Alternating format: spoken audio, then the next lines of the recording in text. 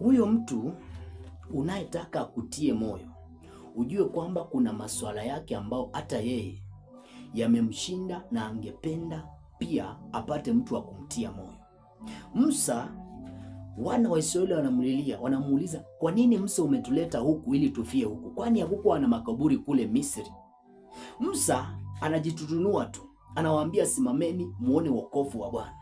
Lakini baada ya kuwa Musa ameenda kujificha, maandiko yanasema alienda hata yeye akaenda kulia, kwa sababu ile jambo la kuwafusha wana wa Israeli wapite katikati ya bahari ya Shamu ilikuwa ni jambo zito kwake na hakuwa anajua namna.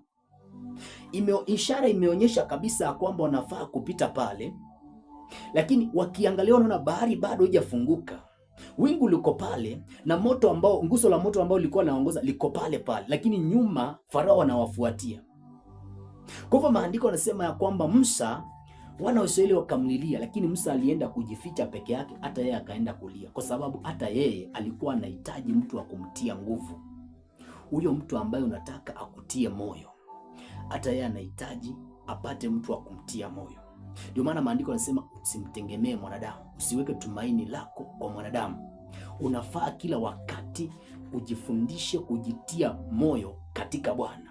Ujiunganishe na Yesu, ujiunganishe na imani ya Yesu Kristo. Yule kipofu, kwa sababu alikuwa amesikia sauti ya Yesu na akasikia sauti ya Yesu, maandiko anasema ya kwamba ndio maana akajitia moyo.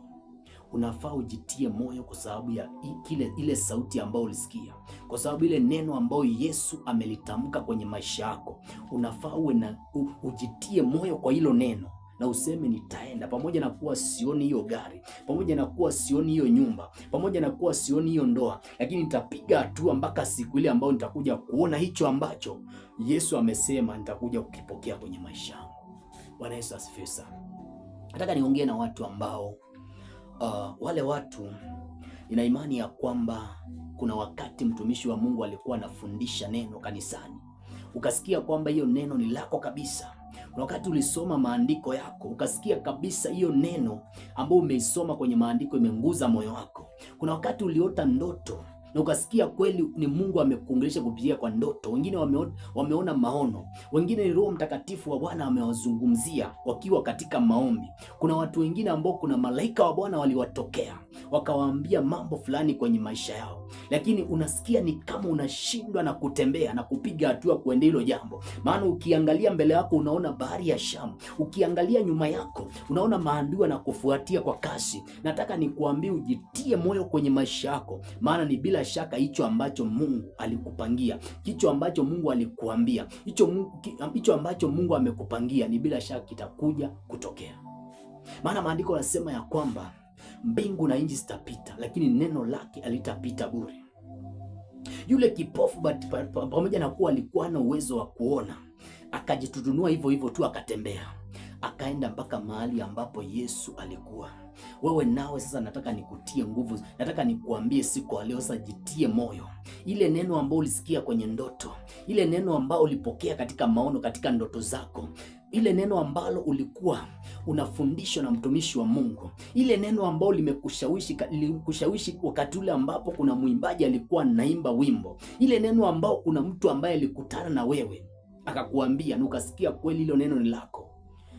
Unafaa sasa ujitie moyo, useme ya kwamba lazima nitakuwa hivyo, lazima nitaendea hicho kitu, pamoja na kuwa vizuizi ni mingi, lakini lazima nitafika hapo hapo. Bwana Yesu asifiwe sana.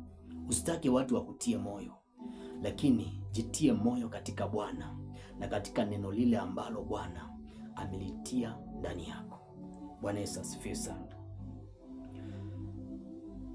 Ule mstari wa 50 kitabu cha Marko mlango wa 10 mstari wa 50, maandiko yasema akatupa vazi lake akaruka akamwendea Yesu. Bwana Yesu asifiwe sana. Maandiko yasema yule kipofu Batimayo, baada ya kuwa Yesu amemuita, kitu cha kwanza alichukua hatua ya kurusha vazi lake. Sasa swali ni je, yule kipofu alibakia kuwa ana mavazi? Hapana. Wakati ule uongozi ambao ulikuwa wakati ule, ili mtu akuwe ombaomba, ili mtu aonekane kwamba anafaa kusaidiwa, kuna vazi ambao alikuwa anapewa na utawala ambao ulikuwa wakati ule, ili atofautishwe kati ya watu ambao wanadanganya kuwa ni ombaomba na wale ambao kweli wanafaa kupewa kiukweli. Walikuwa wanaangaliwa kama huyu mtu ni ako na shida za ulemavu, kwa hivyo wanampea vazi fulani. Ile vazi akivaa hivi, kila mtu akipita kwa barabara wanajua ni bila shaka huyu mtu anafaa kusaidiwa. Bwana Yesu asifiwe sana. Kwa hivyo wakati ule amerusha vazi, alirusha ile vazi ama ile koti ambayo ilikuwa juu yake ya kumtambulisha kwamba yeye ni kipofu na yeye ni ombaomba. Bwana Yesu asifiwe sana. Yeye ni kwamba anafaa kusaidiwa. Sasa maandiko yanasema akarusha lile vazi na akamkimbilia Yesu. Kwenye maisha yako kuna vazi ambalo limekufanya ambao shetani amekufika likakufanya ukae mahali pamoja, usije ukapiga hatua, linalokutambulisha na hiyo shida ambayo inakutesa. Kwa mfano, kuna watu ambao kabla hawajaokoka walikuwa ni waasherati na walikuwa wanavalia nguo fupi. Ili uonyeshe imani ya kwamba unataka Yesu akusaidie utoke katika uasherati, lazima hao mavazi yote uchome na uondoshe kwenye maisha yako. Bartimayo baada ya kuwa amejua kwamba Yesu anapita, maandiko anasema ya kwamba Yesu alipomuita alianza na kurusha lile vazi ambalo lilikuwa linamfunika, ambalo lilikuwa linamtambulisha kwamba yeye ni ombaomba na kipofu, ikiwa ni ishara ya kwamba alikuwa na imani ya kwamba akifika kwa Yesu atapata macho yake. Alikuwa na imani ya kwamba atapata kuona tena, lakini pia ilikuwa ni ishara ya kwanza ya kuonyesha kwamba ameondosha kile chanzo na kile kitu ambacho kilikuwa kinamtambulisha ya kwamba anafaa kumilikiwa na roho ya upofu, anafaa kuwa kipofu na anafaa kuwa ombaomba na anafaa kuwa maskini. Bwana Yesu asifiwe sana. Kuna watu ambao leo hii tunapoongea wako na mavazi ambao shetani aliwafika wakati ule walikuwa hawajaokoka, walipokuwa katika ufalme wa giza. Maandiko yanasema atendaye dhambi ni wa ibilisi, maana ibilisi hutenda dhambi tangu mwanzo. Kwa hivyo aliyekuwa anatenda dhambi, ujue kwamba ulipoenda kwa shetani kuna vazi shetani alikufika, ambao lile vazi linakutambulisha ya kwamba wewe ni wa falme za giza. Ndio maana Paulo anasema tangu sasa mtu asinitaabishe, maana mwilini mwangu nabeba chapa zake Yesu Kristo. Bwana Yesu asifiwe sana. Kuna kitabu cha Ufunuo, maandiko yanasema ya kwamba tumefikwa kitani safi. Kuna vazi baada ya kuwa mtu ameokoka, baada ya kuwa mtu amebatizwa, anavaa vazi la Kikristo, vazi ambao ni jeupe, vazi ambao linakutambulisha kwamba wewe ni Mkristo. Lakini mtu akiwa hajaokoka, kuna vazi ambao shetani anamfikanga, mavazi ya uasherati. Ndio maana utaona kwamba mtu akiwa ako na roho ya uasherati, yeye mwenyewe ile roho itamchangulia mavazi ya kuvaa. Mtu akiwa ni mlevi, utashangaa kwamba kwenye nyumba yako utapata kuna chupa za ulevi kule. Mtu akiwa maskini, kuna mavazi fulani ambayo ni automatic, utaona kwamba huyu mtu kuna mavazi ameyavaa. Mtu akiwa mchawi, kuna matunguli fulani ambao utayapata ambao anayatumia ili kuangua kwenye kazi yake ya kuangua. Maandiko yanasema ya kwamba yule kipofu Bartimayo baada ya kuwa amesikia Yesu amemuita, kitu cha kwanza alivua hayo mavazi. Lazima kuna mavazi ambayo utayafua kwenye maisha yako kama ungependa umfuate Yesu.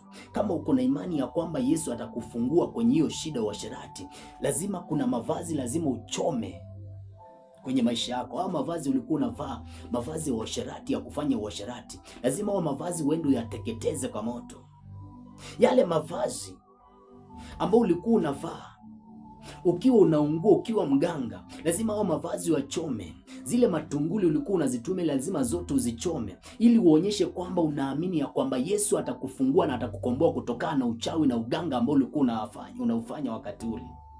Bwana Yesu asifiwe sana. Ndio maana utaona kwamba Musa alipokaribia mahali ambapo palikuwa patakatifu, Mungu alimwambia fua viatu vyako, maana mahali hapa ni patakatifu. Zile viatu ambazo zilikuwa zinamtambulisha kwamba yeye ni mtu wa Misri, akaambiwa zifue hizo viatu.